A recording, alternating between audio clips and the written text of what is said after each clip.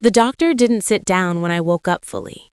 She stayed standing, one hand on the file, the other wrapped around a paper cup that had already gone cold.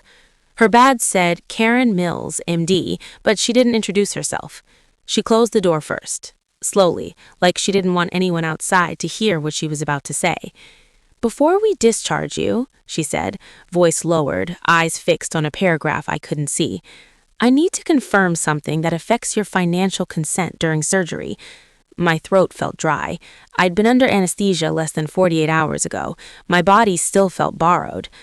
"There's an authorization here," she continued, tapping the file once, "that indicates approval to liquidate personal assets while you were incapacitated."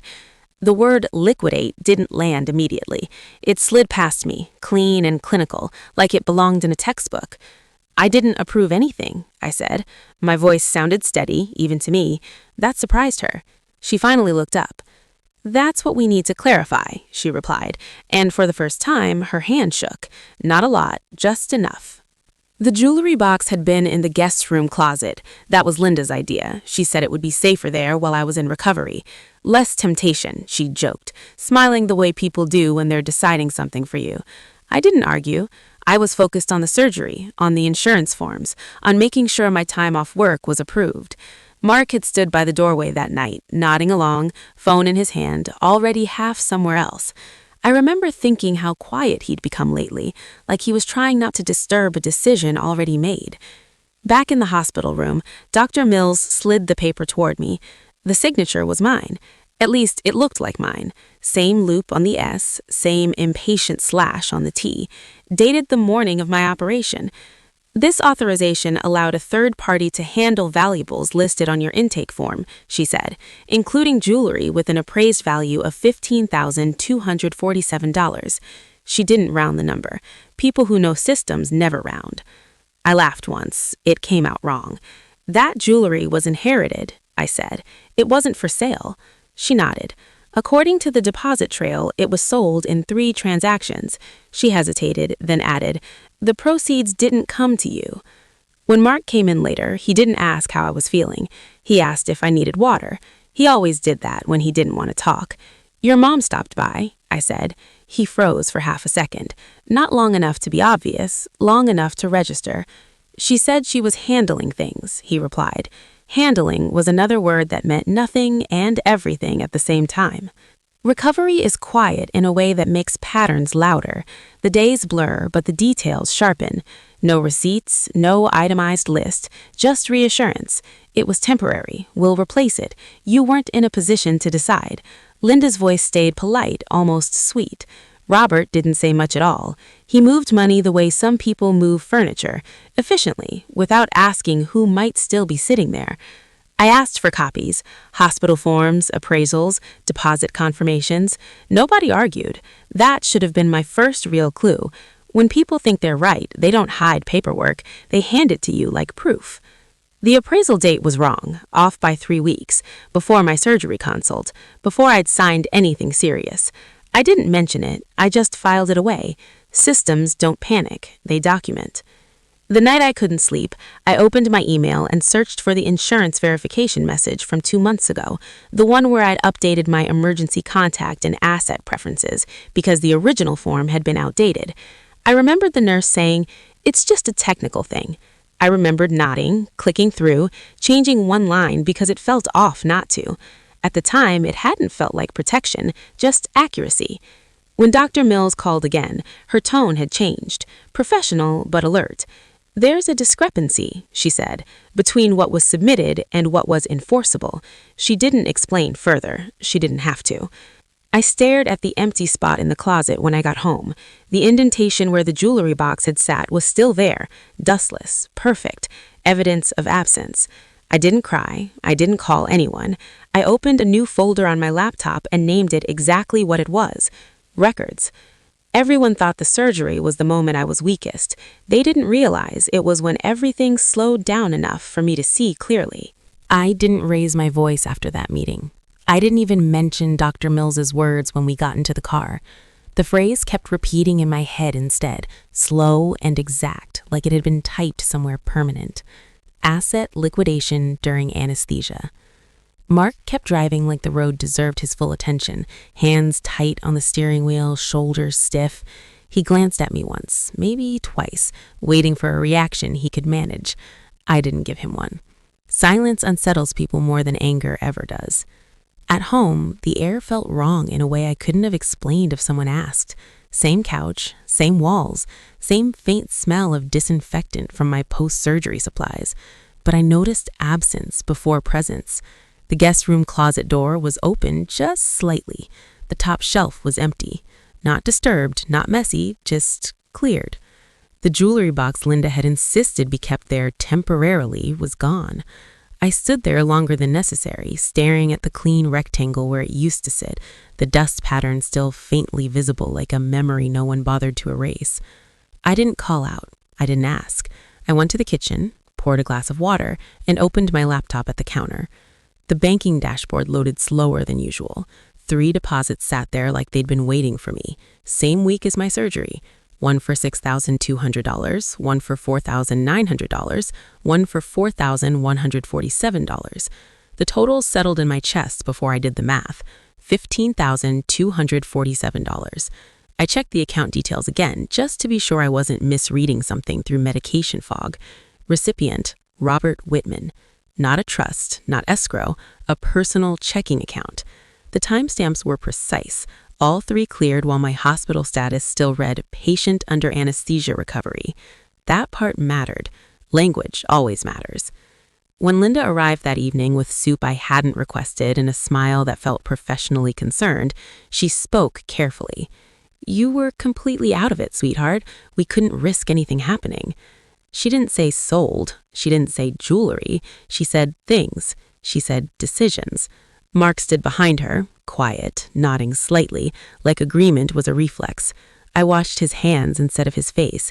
He kept twisting his wedding ring, sliding it off and back on like it didn't fit anymore. When I asked for documentation, Linda didn't pause. That was the tell.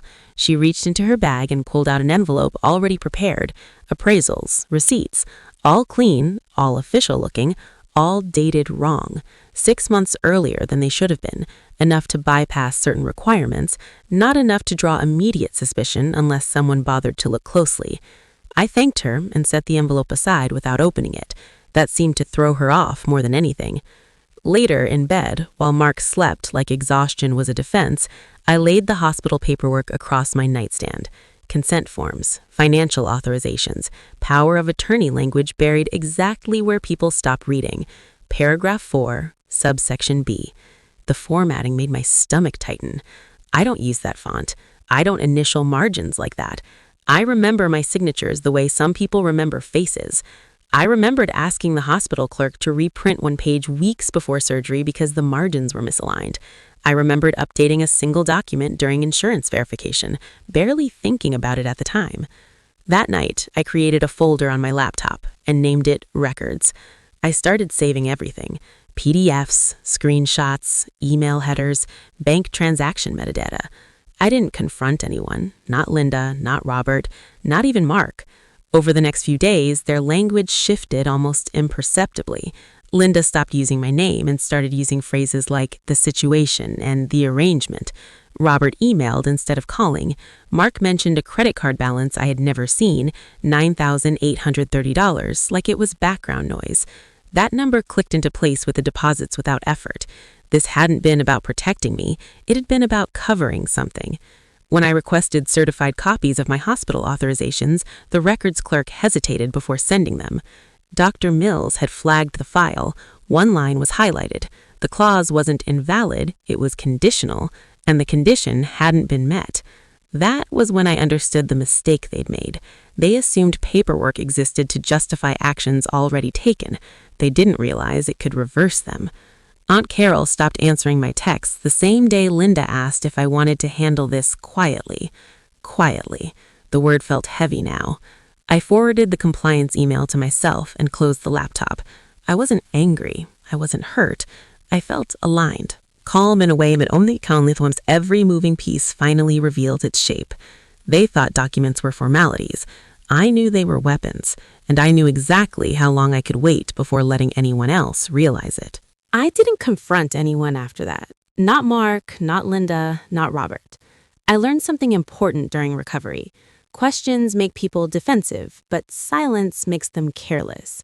While my body was healing, everything else slowed down around me in a way that felt intentional. Meals were placed beside me without conversation. Conversations stopped when I entered the room. Receipts were misplaced.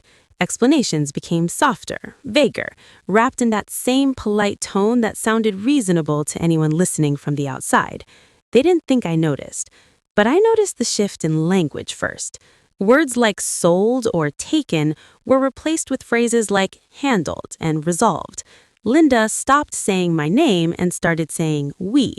Robert began emailing Mark instead of speaking to me directly, and Mark, he started agreeing faster than he used to, like speed itself was a defense mechanism. The faster he agreed, the less time anyone had to ask why. I spent those days doing very little that looked productive. I slept, I walked the hallway, I let nurses adjust my IV. I listened.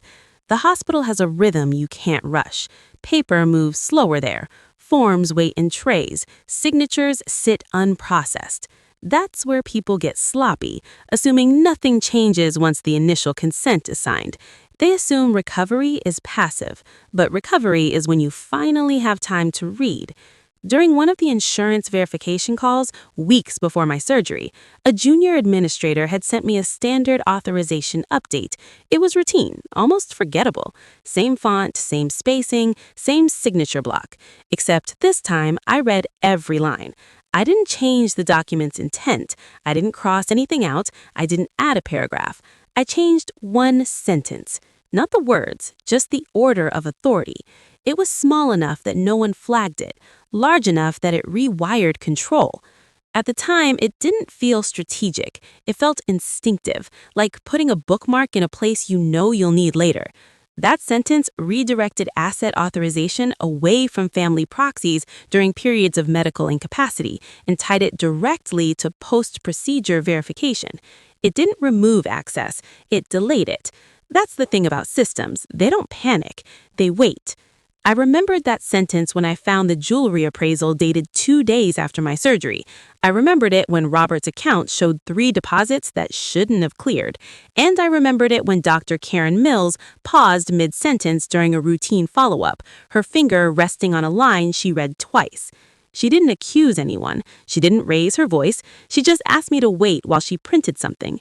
When she returned, she didn't sit down. Her hand trembled slightly as she placed the paper on the desk between us. "This authorization," she said quietly, "doesn't function the way your family thinks it does." She didn't explain further. She didn't need to. That sentence I changed had already started doing its work. The hospital's compliance system flagged the transaction automatically once the verification window closed. No alerts were sent to my in-laws. No warnings were issued. The system just noted the inconsistency and started building a file. Systems don't confront. They document. Around that time, Aunt Carol stopped calling. She had been my emotional buffer, the one who smiled too quickly and said things like, "It'll all smooth out." When the tone shifted from emotional to procedural, she vanished. Linda's messages became shorter, colder, formatted like emails even when sent as texts. Robert began asking Mark for copies of documents he already had. That's when I understood something else. Panic doesn't always look like chaos. Sometimes it looks like organization. Mark finally asked me if I was upset. Not about the jewelry, about the quiet. I told him I was tired. That was true. I just didn't tell him what kind. I contacted Jason Cole 2 weeks later, not to file anything, not to threaten. I asked him one question. How long do systems take to move when no one interrupts them? He smiled and said, longer than people expect, but faster than they're ready for. We didn't draft letters, we didn't call anyone. He told me to wait for the hospital audit notice to surface on its own. It would, he said, because liability hates ambiguity, and ambiguity was now baked into every transaction they'd made. The jewelry wasn't the center of it anymore. It was the proof. Proof that decisions had been made during my medical incapacity without enforceable consent. Proof that money moved before authority did. The day Linda switched from asking how I felt to asking if I'd signed anything new, I knew the system had reached her. She didn't accuse me. She framed it as concern. That's how people protect themselves, by pretending they're protecting you. I told her I hadn't signed anything new. That was also true. I hadn't signed anything new. I'd just read something old more carefully than they had. And I let the silence stretch long enough that she filled it with explanations I didn't ask for. That's when people reveal what they're afraid of, not with words, but with urgency. By the time the hospital compliance office generated its internal review, I was already calm. The document was doing exactly what it was designed to do. Not punish, not expose, just correct. It reassigned responsibility back to the people who assumed they were untouchable. And for the first time since my surgery, I wasn't recovering anymore. I was waiting. Not for revenge, for alignment. Because when systems align, they don't shout. They close doors quietly. And when they do, the people on the wrong side don't realize it until they try to open them. I didn't confront anyone. That part surprised even me. Once I understood what the document change meant, once Dr. Mills quietly confirmed it wasn't enforceable the way they thought, I stopped reacting altogether. No questions, no raised eyebrows, no late-night arguments. I let everyone keep believing the story they had rehearsed, that I was still recovering, that I was still confused, that paperwork was something they handled better than I did. Mark kept bringing me tea I didn't ask for, speaking softly like he was trying to lower the temperature of a room that was already cold. Linda switched from warm concern to precise language, sentences trimmed down to sound professional, as if emotion itself had become a liability. Robert barely spoke at all, but I noticed him watching me differently now, like he was trying to calculate whether I remembered more than I should. What none of them realized was that once you stop explaining yourself, once you stop asking for permission, the power dynamic shifts quietly, without noise, without warning. Attorney Jason Cole didn't rush me. That was the first thing that made me trust him. We didn't meet in a dramatic downtown office with glass walls and city views. We met in a small conference room that smelled faintly of paper and old coffee, the kind of place where decisions were made without spectacle.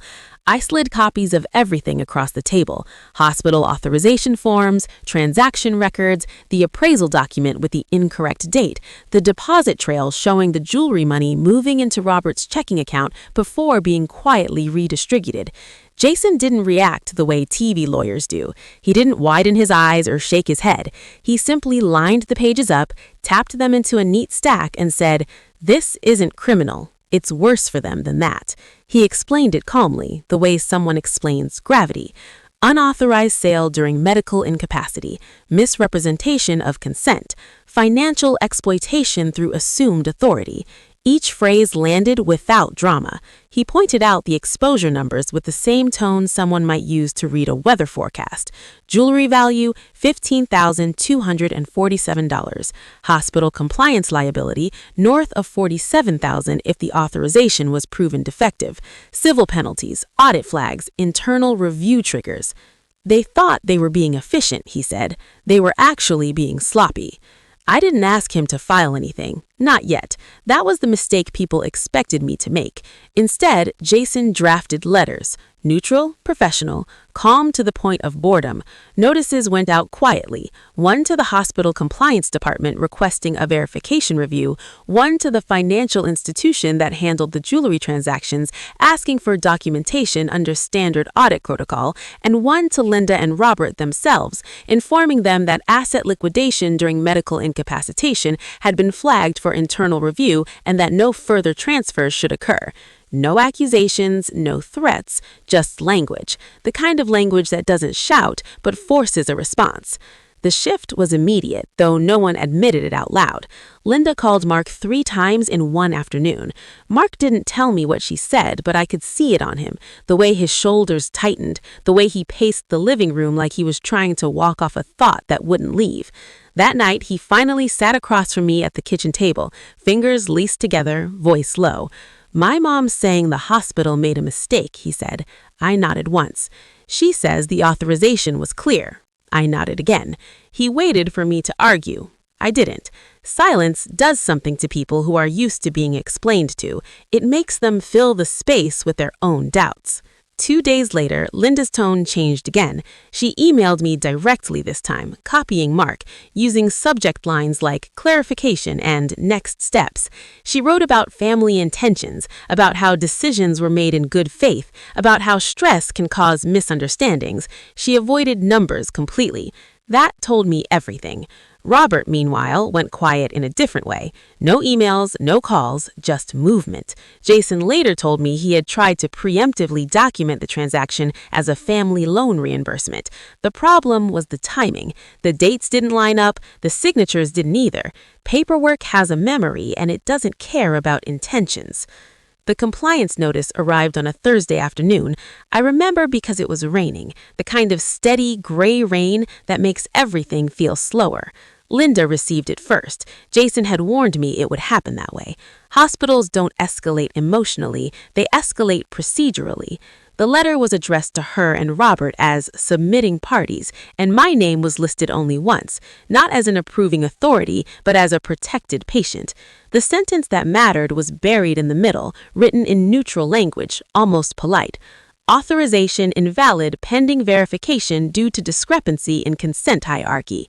That was it. No blame, no drama, just removal. When Mark came home, his face was pale in a way I hadn't seen before. He said, "They took your name off," quietly, like he was afraid saying it louder would make it worse. I looked at him and realized he finally understood something he had avoided his entire adult life. He wasn't protected by his parents, and he wasn't protected by me anymore either. The financial institution followed next. Not a lawsuit, not an accusation, an audit request, the kind that freezes accounts temporarily while records are reviewed. Robert's checking account flagged, $9,830 frozen while compliance reviewed origin and authorization. Linda called me that night. Her voice was still polite, still controlled, but there was a tightness underneath it now, like a thread pulled too far. She said, "We just need to clear this up." I told her Jason would be handling all communication going forward. I didn't raise my voice. I didn't justify myself. I simply ended the call. That was when Mark cracked. Not loudly, not all at once, but in pieces. He admitted the debt first. Credit cards he had hidden, minimum payments he had ignored, the pressure he felt living between his parents' expectations and his own inability to say no. I listened without interrupting. None of it changed what had already happened. His confession wasn't a turning point, it was a confirmation. By the time he finished speaking, I already knew the marriage had shifted into something else entirely. Not explosive, just empty. Jason called me the next morning. He said they'll want to settle, quietly. I looked around the apartment at the life that suddenly felt smaller but clearer. I thought about the jewelry, the money, the months I had spent trying to be reasonable in a system that only respected documentation. I said, let them.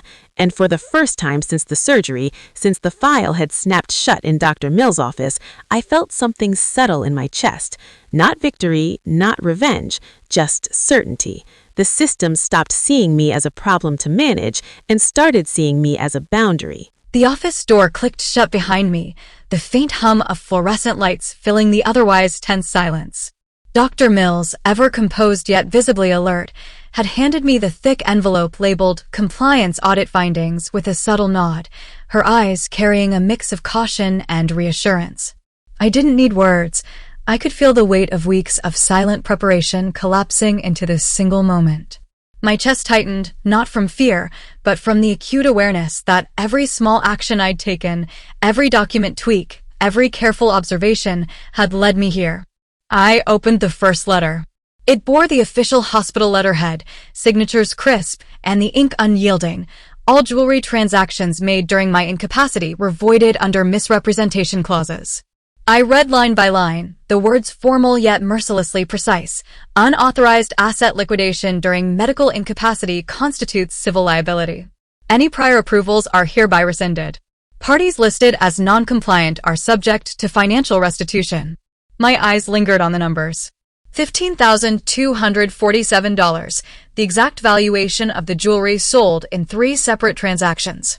Above that, potential hospital liability calculated at $47,000. Every decimal, every cent accounted for.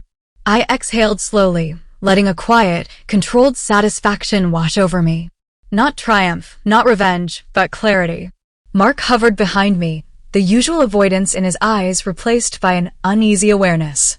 His lips parted slightly as if to speak, but no words came. I didn't turn. He didn't need explanations. Weeks of his parents' manipulation, their family-first pretense, and the silent accomplice Aunt Carol's abandonment all converged here. I closed the envelope and met his gaze steadily. They're not going to get away with it, I said softly. My tone carried no anger, just the measured certainty of someone who had played the long game and understood the system better than the players inside it.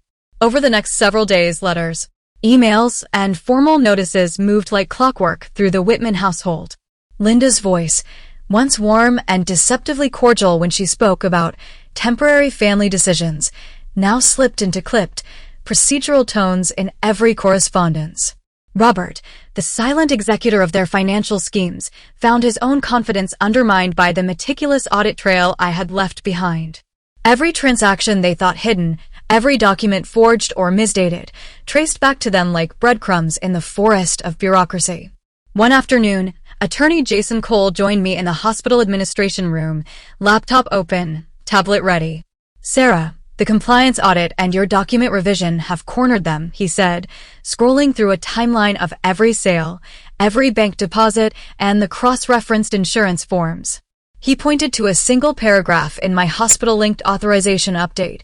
In the event of incapacity, asset control defaults exclusively to the patient's legal counsel or authorized proxy as verified by hospital compliance. That one sentence, barely noticeable at the time, had shifted the entire asset hierarchy. They hadn't known. They hadn't imagined. They had sold, thinking legality was on their side, and it wasn't. The settlement process was slow, intentionally methodical. Emails between Linda and her financial advisors grew terse. Robert began calling late at night, his polite excuses thin and quivering, as if the very papers that had always obeyed him now dictated consequences he couldn't influence. Each notice I received, each signature I countersigned with Attorney Cole present, emphasized the civil nature of their exposure. Not a criminal trial, no public scandal, but financial accountability that could not be denied or rewritten. Every micro-twist they had planted, hidden credit card debts, misappropriated funds, emerged under the audit, exposed calmly, systematically, without a single raised voice from me. Meanwhile, Mark's realization unfolded quietly.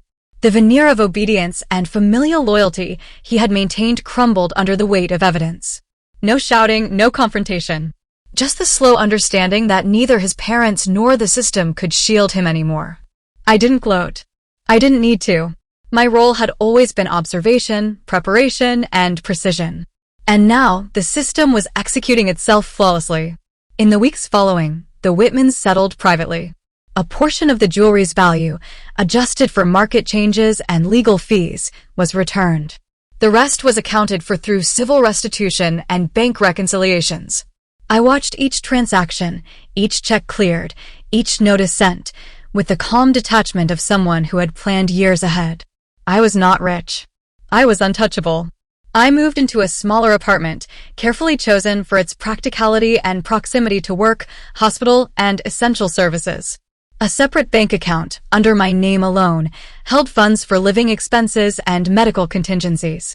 I updated passwords, secured financial documents, and, most importantly, cultivated a sense of independence that had been absent in my marriage for years.